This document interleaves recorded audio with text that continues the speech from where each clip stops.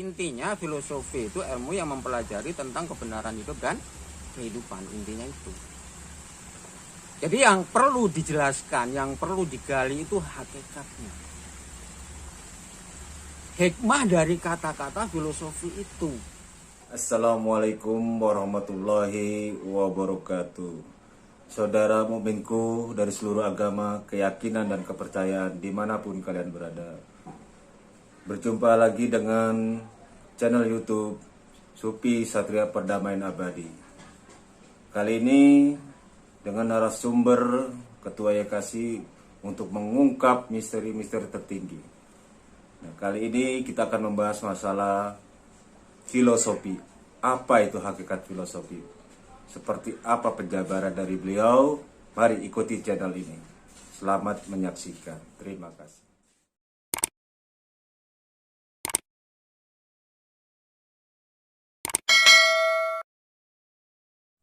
Assalamualaikum warahmatullahi wabarakatuh. Waalaikumsalam warahmatullahi wabarakatuh. Salam sejahtera untuk kita semua, terutama Ketua YKASI. Kita ngobrol-ngobrol lagi nih Pak Ketua. Oke. Kemarin kita sudah membahas mengenai sufi. Sufi itu kan terkait dengan ilmunya, ilmu filosofi orang bilang. Sekarang mungkin kita perlu penjabaran yang lebih jelas mengenai ilmu filosofi ini. Apa hakikat filosofi menurut Ketua YKASI? Saya kira kalau masalah penjabaran kosakatanya di buku-buku manapun sudah tertulis dan siapapun bisa membaca. Ketua YKASI pun sebenarnya tidak perlu mengajarin kalau itu, kalau cuma masalah kata-kata filosofi, filosofi artinya ini dan sebagainya. Intinya filosofi itu ilmu yang mempelajari tentang kebenaran hidup dan kehidupan. Intinya itu. Jadi yang perlu dijelaskan, yang perlu digali itu hakikatnya. Hikmah dari kata-kata filosofi itu. Bagaimana kebenaran itu bisa didapat. Nggak mungkin hanya dengan diucapkan aja bisa didapat. Harus melalui perjuangan. Orang beriman tidak ada yang tidak mendapatkan ujian. Jangan kau kira, hai manusia, kamu mengaku beriman kepadaku, kata Tuhan. Tanpa aku uji dan tanpa aku coba. Yang perlu disadari bagaimana menghadapi ujian dan cobaan. Aku akan menguji hambaku melalui ujian kebaikan, juga melalui ujian keburukan. Baik jadi madu, buruk jadi jamu. Semua obat membuat jiwa raga kita kuat, bisa selamat dunia akhirat. Semua manusia pada dasarnya nggak mau diuji nggak enak, diuji pahit, maunya diuji manis. Diuji enak maunya, padahal itu lebih sulit. Diuji pahit itu sebenarnya hikmahnya sangat besar. Sangat-sangat besar. Intinya bagaimana cara kita menjawab ujian itu. Tabah, sabar, ikhlas, menerima takdir baik maupun takdir buruk. Apapun pilihan Tuhan terbaik untuk kita. Yaitu tadi, pahit menjadi jamu, manis menjadi madu. Semua obat. Membuat jiwa raga kita kuat selamat dunia akhirat. Simple. Nggak usah panjang lebar. Nggak usah diperdebatkan sana sini sampai terjadi perdebatan lingkaran setan. Itu harus kita hindari, perdebatan lingkaran setan itu dengan menguasai dua jurus ketahuan, menang jadi intan, kalah jadi berlian, menyelesaikan masalah tanpa masalah. Saya kira itu sedikit penjelasan dari Ketua YKASI. Kalau ilmu filosofi apakah sama dengan ilmu hak, ilmu jati diri, ilmu laduni, ilmu sunatullah? Bisa dijelaskan Pak Ketua? Pada dasarnya kalau digali secara dalam endingnya sama. 1001 macam sisi kita bahas, endingnya tetap satu titik.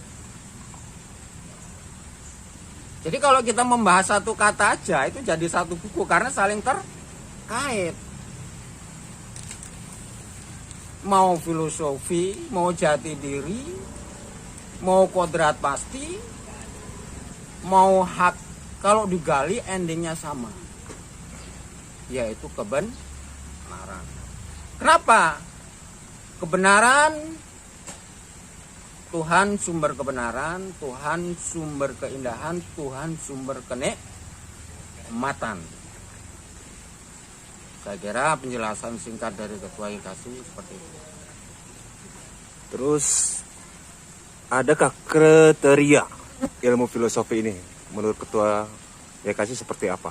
Kriteria ilmu filosofi yang dijabarkan tadi, atau ilmu jati diri, atau ilmu kodrat pasti, kriterianya seperti apa? Jadi kalau masalah orang disebut filosofi itu apa, memiliki kriteria atau ciri-ciri dan sebagainya, saya kira semua itu punya. Semua punya, seperti syariat, tarekat, hakikat, ma'rifat. Orang yang masih di alam syariat ada gambar-gambar syariatnya, dari pola bicaranya, pola pikirnya, pola tindaknya juga beda dengan orang ma'rifat. Itu sangat-sangat berbeda. Kriteria sufi itu kalau makan, contohnya satu butir nasi aja dia tidak mau membuang. Kalau satu butir nasi aja terbuang dia merasa berdosa. Artinya dia tidak pintar bersyukur. Jadi kriteria sufi itu sebenarnya manusia-manusia yang sangat pintar bersyukur. Itulah manusia-manusia yang disebut insan kamil atau ahli ibadah. Sepak terjangnya semua menjadi poin ibadah. Karena wawasannya luas, tak terbatas, meliputi 5 benua, 7 lapis langit, 7 lapis bumi. Itu hakikat sufi yang sebenar-benarnya sufi. Tapi semua manusia yang berjuang di jalan kebenaran, hakikatnya itulah orang sufi. Cuman tingkatannya aja yang berbeda. Kecuali orang itu berjuang di jalan negatif, di dunia hitam, itu nggak bisa disebut sufi. Artinya antara sufi dan filosofi ini bagai dua sisi mata uang, tidak bisa dipisahkan, Pak, antara ilmu dan sufi itu sendiri. Bisa. Antara ilmu dan perbuatan itu kayak dua sisi mata uang yang memiliki ciri khas manusia itu di tingkat apa jiwanya. Apa di tingkat syariat, apa di tingkat tarekat, hakikat, atau ma'rifat. Semua itu sumbernya ada di ilmu. Kalau ingin membangun peradaban manusia di bumi ini, mewujudkan perdamaian abadi, iqra dan belajarnya harus benar. Kalau belajarnya salah, saya kira tidak bisa. Itu yang harus dibenahi. Saya kira cukup. Jadi boleh dikatakan filosofi itu ilmu tertinggi, Pak? Bisa dikatakan seperti itu menurut Ketua seperti apa? Kalau versi Ketua YKASI ya memang itu ilmu tertinggi. Mengapa dikatakan ilmu tertinggi, Pak? Karena global. Jadi kalau digali, filosofi itu bisa diterima oleh seluruh masyarakat. Jadi di situ tidak ada karakter golongan. Mau digali lewat agama apapun bisa. Nggak menunjukkan karakter Muslim, nggak menunjukkan karakter Nasrani, Yahudi, atau agama yang lain. Jadi netral. Itu. Bahkan kalau ingin mempersatukan umat manusia sejagat, ya harus digali melalui filosofi. Kalau digali melalui yang lain, saya kira nggak bisa. Nanti akan terjadi pro dan Kontra. Nggak akan menuju satu titik tujuan. Saya kira itu.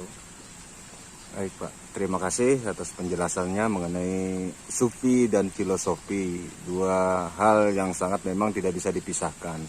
Artinya orang yang memiliki jiwa-jiwa sufi otomatis memiliki ilmu filosofi. Jadi pada intinya ilmu filosofi itu ilmu yang mempelajari tentang kebenaran hidup dan kehidupan. Seperti itu, Pak Bisa, intinya ilmu hakikat Ilmu sebenarnya. hakikat. Itu ilmu hakikat. Intisari daripada ilmu.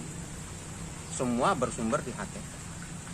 Kalau manusia tidak membicarakan hakikat, bicara hakikat makrifat merasa asing, ya berarti mukminnya masih kelas bawah.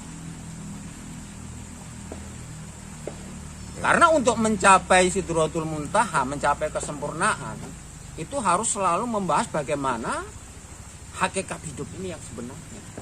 Tanpa itu omong kosong, manusia bisa mencapai Sidratul Muntaha, kesempurnaan jiwa. Saya kira nggak bisa. Baik, saya kira cukup untuk sementara Pak Misu atas penjelasannya sebagai Ketua YKASI. Demikian, terima kasih. Assalamualaikum warahmatullahi wabarakatuh. Waalaikumsalam warahmatullahi wabarakatuh.